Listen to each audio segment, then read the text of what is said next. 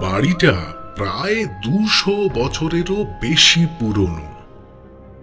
দেখলেই বোঝা যায় এখন আর কোনো রক্ষণাবেক্ষণ হয় না।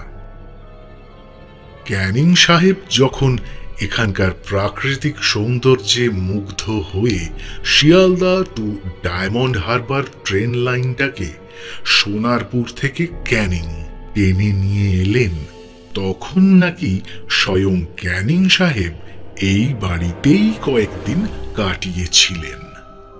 সুন্দরবনের অনেক জলদস্যুরাও মাঝে মাঝে এখানে গা ঢাকা দিয়ে থাকত।